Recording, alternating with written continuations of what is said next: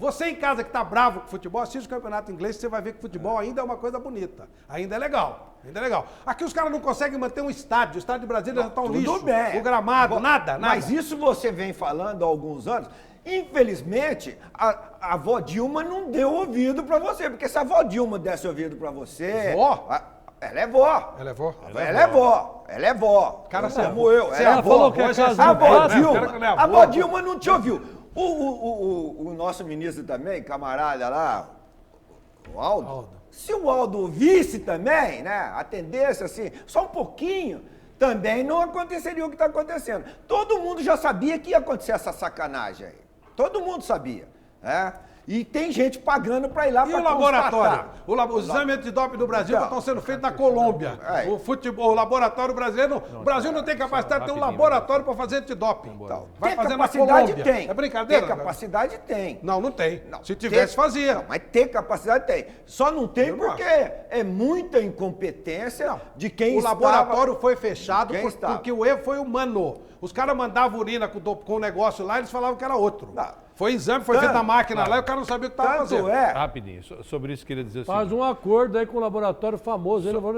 Se quiser anunciar aqui, sobre pode isso anunciar. Eu queria dizer o Fleury, pô. Fleury não tem erro, vai fazer um acordo com o Fleury. O pessoal que analisa os exames... Uma das maiores autoridades é brasileira, esse é um pessoal competente, entendeu? Esse é um pessoal competente. O problema é que os equipamentos todos estão superados. E o pessoal também não é tão competente. Arcaix, não. O problema é que não tem os equipamentos... Doutor Davi Wip, socorro! Cadê o doutor Davi Então, esses equipamentos não dá para se montar. Atenção, isso é importante. Não dá para ser montado um laboratório de grande nível em 300 dias.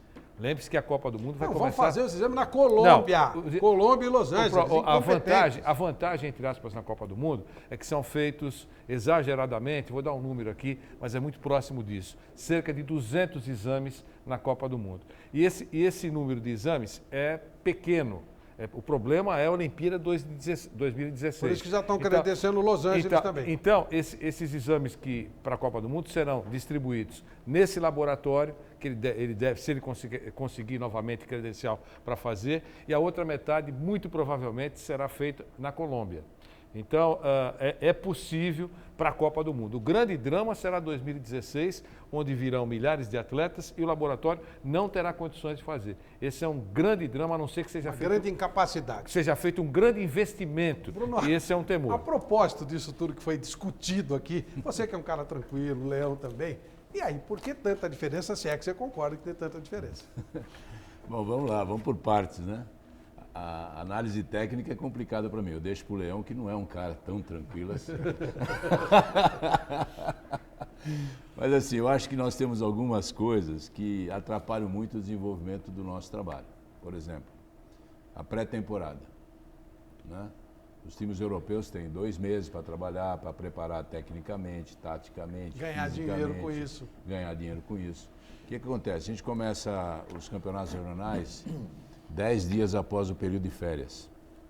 E a partir daí você joga 2 vezes por semana, todos os dias. Pergunto para o Leão, como é que ele consegue treinar o time? Taticamente, coisas do tipo. Então isso tem um problema. Isso eu acho que não é... Eu sempre brinco assim no futebol, né? Justificativas válidas não serão aceitas. Mas eu acho que é uma situação que a gente precisa melhorar um pouco, até para dizer que, dei oportunidade para que as coisas aconteçam em termos táticos, técnicos, físicos, essa coisa toda. Agora, realmente eu acho que a gente está com uma fase assim de jogadores dentro do Brasil que precisam melhorar individualmente. Acho que o trabalho de base, da onde vêm esses jogadores, precisa de uma formação técnica um pouco melhor. Acho que não se dá muita atenção a esse tipo de coisa. A base, às vezes, os técnicos são obrigados a ganhar campeonatos, são mandados embora. Então tem toda uma conjuntura aí por trás disso que a gente precisa abrir o olho. E abrir rápido, porque senão a gente vai ficando cada vez mais para trás, né? Então é o que eu penso. Inclusive, Leão, pelo que a gente sabe, e aí eu já aproveito para ouvir o Brunoro, porque a coisa... O técnico hoje, ele não tem um respaldo que tinha antigamente. Quando o técnico tira um jogador, o jogador reclama com o empresário, que reclama com o dirigente, que quase sempre tem o rabo preso com algum empresário, obviamente que não o nosso querido Brunoro, que a gente conhece há anos, E aí fica complicado. Você manda ou você não manda? Amanhã, por incrível que pareça, e feliz coincidência, eu fui presidente de sindicato de atletas, fui secretário, fui tesoureiro e recebi vários telefonemas há meses atrás para fazer parte de formar não é nem sindicato. Eu diria que a princípio é uma associação. Associação, justamente, dos treinadores. Nacional. Associação Nacional. Então amanhã vai começar a ter as primeiras informações, o primeiro diálogo, as primeiras aceitações. E são pessoas mais novas, como treinadores, inclusive. E a turma mais velha, do qual eu me classifico, porque estou tanto tempo no futebol, é para dar o respaldo. E eles, obviamente, vão tocar. Eu espero que eles sejam compreendidos no seu interesse de melhorar o futebol. Mas que alguma coisa tem que mudar e vai mudar, sim. Algumas responsabilidades que os clubes, inclusive, se comprometem e não cumprem, vão ter que cumprir. Então, alguma coisa tem que começar a ser feita, porque... Olha, sinceramente, eu agora que estou um pouquinho de fora, me dei o direito de me afastar um pouco, pelo menos a princípio até o final do ano.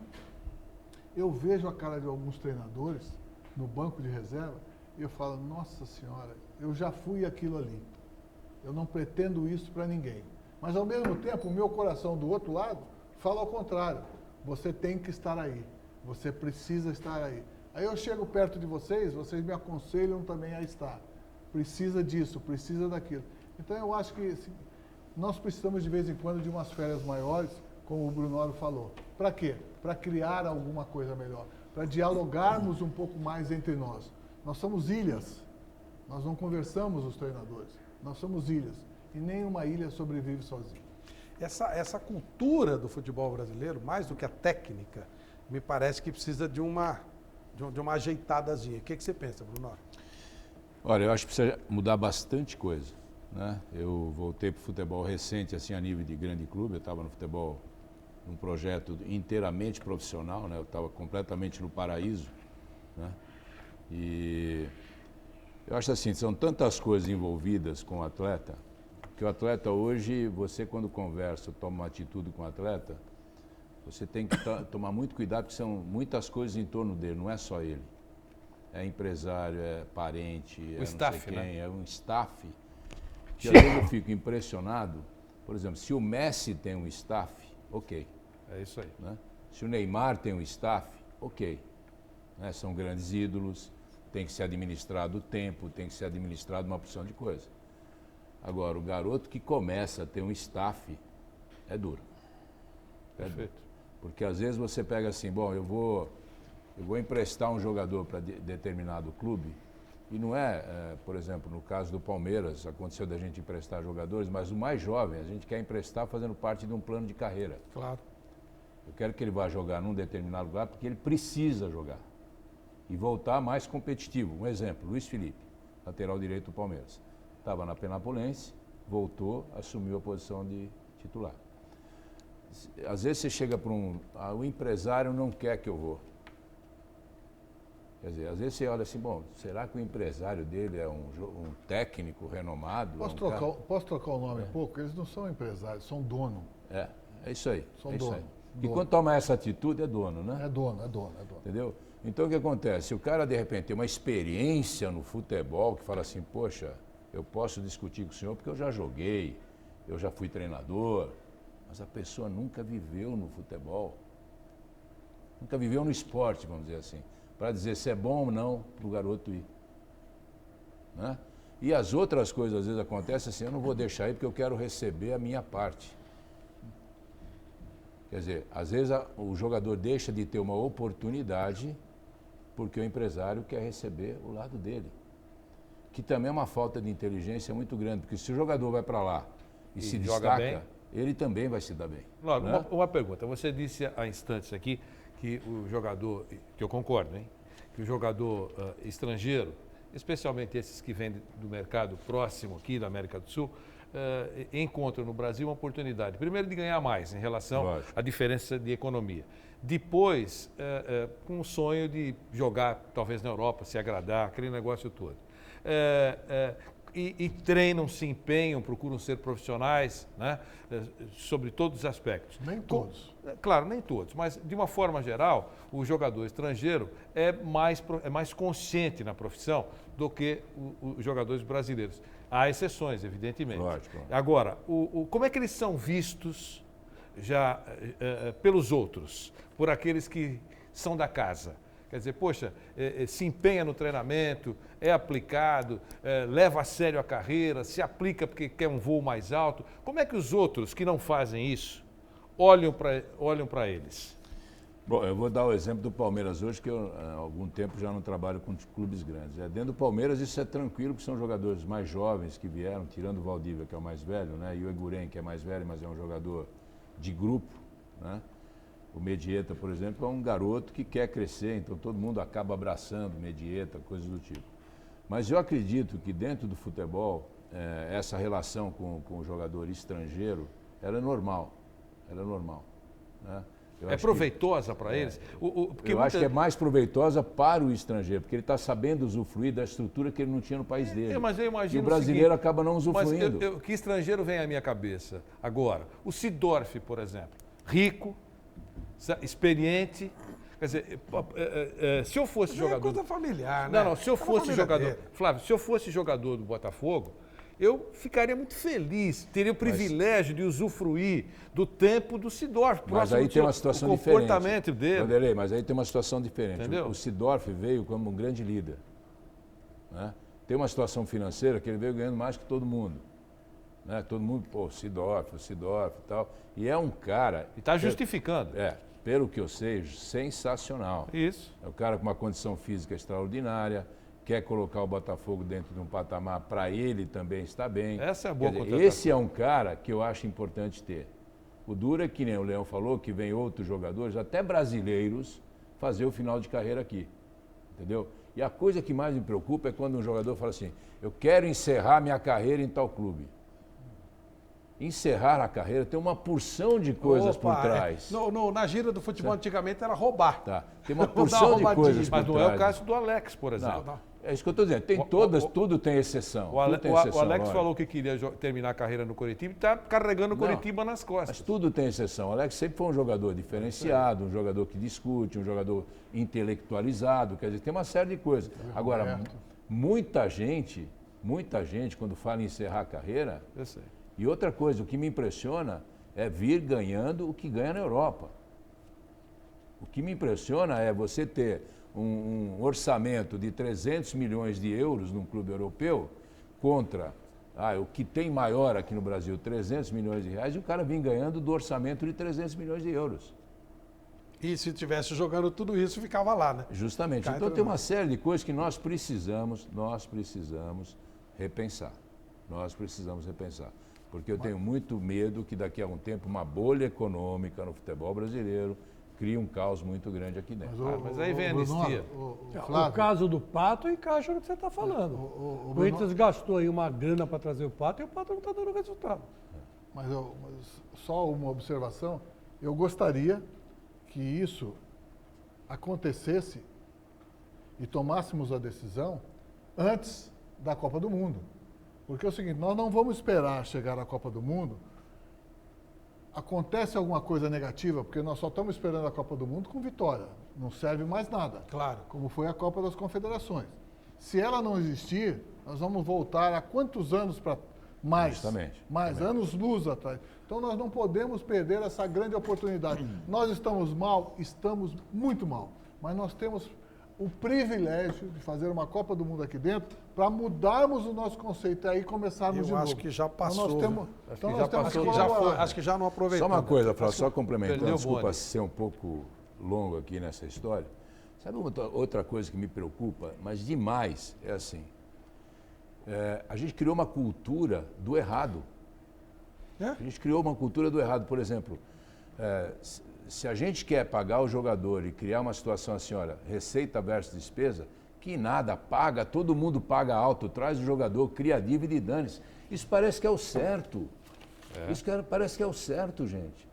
Eu não entendo isso no Brasil hoje, quer dizer, se todo mundo faz, por que você não pode fazer?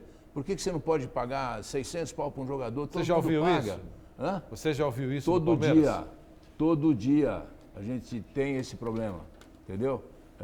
E assim, por parte da torcida, porque vendeu-se essa ideia do errado, que está certo, entendeu? É muito a cara do Brasil isso, né? Tiago, o telespectador, por certo, quer falar com o Bruno Nobre. Tem sim, tem sim. Muita gente perguntando sobre a situação do Palmeiras, muitos torcedores estão felizes, mas tem um problema real que acontece, que quando a gente fala do Wesley, que chegou na diretoria passada, teve aquele problema de lesão, ficou 7 meses parado e depois retornou, não retornou ao futebol naquele grande estilo como estava atuando no Werder Bremen. E aí nessa temporada agora, na Série B, não só ele, mas outros jogadores estão jogando muito bem. E aí surgiu nas últimas semanas, Flávio, essa notícia aí que o Wesley pode ser emprestado para um outro time e o grande time que está sendo aí comentado é o Atlético Mineiro.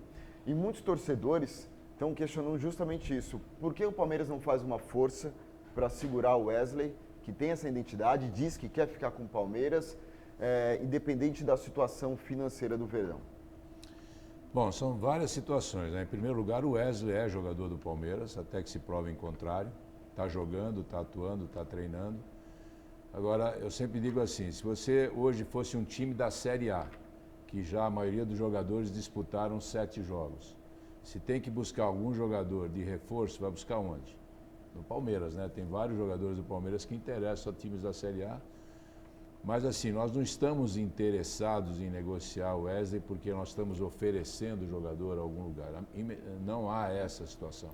O que acontece com o Wesley é que ele pode-se receber uma proposta e o presidente Paulo Nobre, assim como nós pensamos também, nenhum jogador do Palmeiras é inegociável, até por isso que a gente falou de várias situações dentro do clube, nenhum jogador é inegociável, desde que venha uma proposta legal, uma proposta seja bom para ele e para o clube.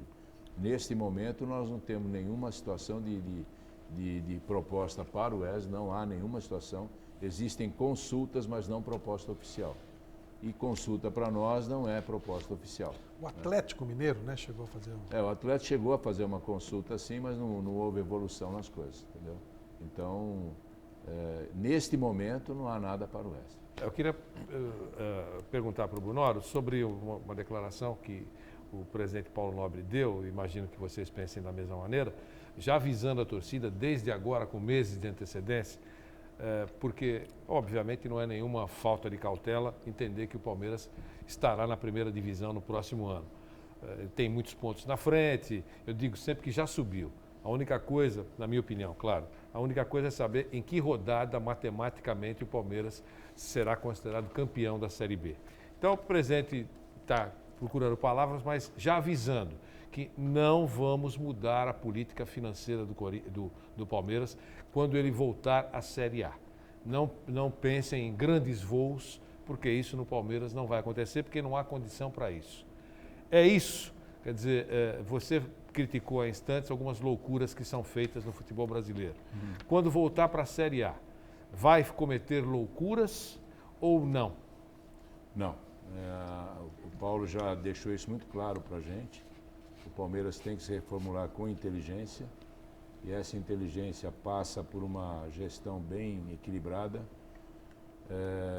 O Paulo tem algumas coisas bastante sinceras. O Paulo não quer de maneira nenhuma deixar a gestão do futebol, a gestão do clube com problemas financeiros. Ele quer entregar o clube, quando ele sair, pelo menos administrado, equilibrado e coisas do tipo. E assim, isso passa, lógico, pelo futebol. Se amanhã a gente tiver alguma grande contratação, é porque ela está se pagando. Tá? Ela não será feita dentro do orçamento do Palmeiras. Só com orçamento qualificado é que a gente vai ter. Agora, nós passamos um período no primeiro semestre, agora estamos usufruindo um pouco na Série B de contratações para determinados tipos de competições com jogadores para esse determinado tipo de competição. Nós temos que ser inteligentes, até nós estávamos conversando, Leo, antes de começar o programa, que a gente tem que estar analisando, tem que radar todinho, Série B, Série A e outros jogadores, porque a gente pode buscar soluções que não sejam vultosas, mas que sejam soluções potenciais e de qualidade técnica.